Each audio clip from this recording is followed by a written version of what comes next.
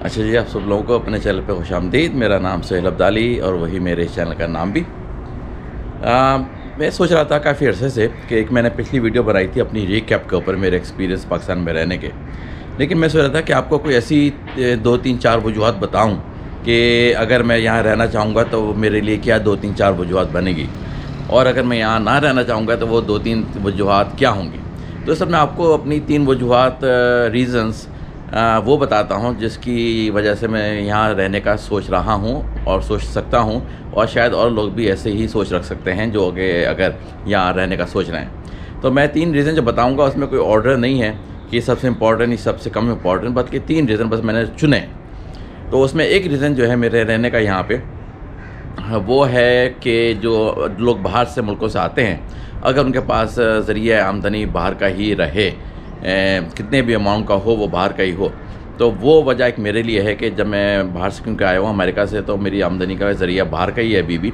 तो उसकी वजह से जो कन्वर्जन मिलती है यहाँ पे डॉलर के मुकाबले में रुपए की, मैं इसमें कोई किसी को वो नहीं कर रहा कि लोग गुस्से में आ जाएँ, कुछ हो जाए। मैं तो बता रहा हूँ अपने रीज़न, जो मेरे रीज़न है। तो डॉलर की कन्वर्जन की वजह से जो मुझे यहाँ फ़ायदा होता है, उसमें चीज़ें जितनी महंगी हैं यहाँ पे, और महंगाई तकरीबन 24-25% चल रही है यहाँ पे, वो इतनी बॉदर नहीं करती।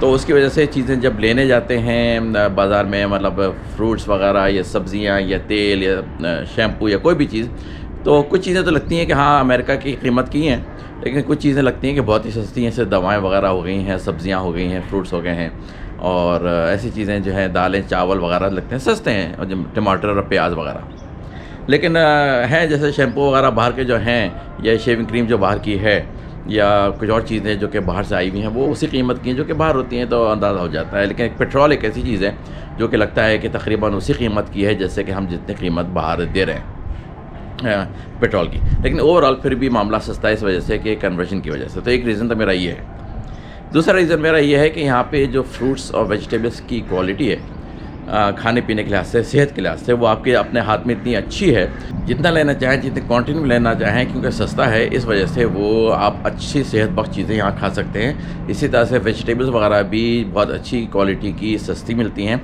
जो लोग मीट खाते हैं, मैं तो वेजिटेरियन हूँ इसलिए मैं मीट के बारे में नहीं कहना चाहता, मेरे ख्याल में वो भी यहाँ पर अच्छी क्वालिटी का भी मिलता है, क्योंकि अमेरिका में आप ऑर्गेनिक की तलाश में रहें तो आपको हो सकता है सही चीज़ें मिल जाएँ, लेकिन ऑर्गेनिक चीज़ें बहुत ही ज़्यादा महंगी होती हैं। जो नॉर्मल आपको वहाँ पे स्टोर्स में मिलती हैं सब्ज़ियाँ फ्रूट्स वगैरह, वो ऑर्गेनिक नहीं होते। बहुत सारी इसके ऊपर पेस्टिसाइड्स वगैरह भी यूज़ की होती हैं, फिर GMO का मसला भी है, मतलब जेनेटिकली मॉडिफाइड भी होती हैं, और बहुत सारे मसाइल होते हैं। देखने बड़ी अच्छी होती हैं, लेकिन ये कि सेहत के लिहाज से कोई बहुत अच्छी नहीं होती। तो दूसरा रीज़न मेरा यहाँ पर यह है कि मैं यहाँ के सीज़न के फ्रूट्स बहुत ज़्यादा मज़े ले के खा रहा हूँ।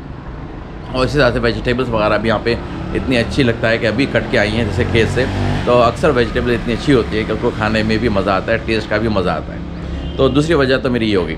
तीसरी वजह मेरी जो है वो फैमिली है, कि फैमिली मेरी यहाँ पर है अच्छी खासी। मेरी मदर यहाँ पे है, मेरे एक भाई एक ब्रदर यहाँ पे, ब्रदर एक सिस्टर यहाँ पे हैं। तो हम एक तरह से मुझे मिला के हम 3 भाई बहन यहाँ पर हैं, और फिर मदर हैं, तो 4 लोग हम लोग हैं। इसके अलावा और भी सारे ख़ानदान के लोग हैं।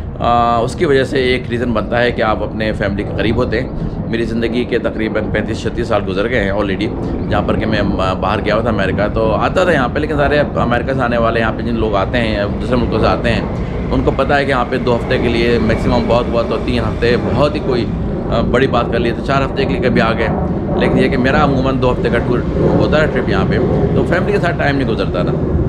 अब जैसे अब उम्र गुजरती आ रही है, उतना ही ज़्यादा इंपॉर्टेंस भी नज़र आती आ रही है कि फैमिली के साथ रहने का, और जो हमने ना रहने का नुकसान उठाया, वो अब उसको थोड़ा सा कैचअप करने का प्रोग्राम है। तो फैमिली के करीब रहने का फ़ायदा, और उसकी वजह से ये भी है कि यहाँ पे रहूँगा तो मुझे घूमने फिरने का शौक़ है। ये चौथा रीज़न आ गया एक तरह से, कि उसके लिए बड़े अच्छे मौक़े यहाँ मौजूद हैं घूमने फिरने के। बड़े आप नॉर्दर्न पाकिस्तान में तो कोई लिमिट नहीं है, सीज़न के लिहाज से हर सीज़न की जाने की ऑप्शन मौजूद है।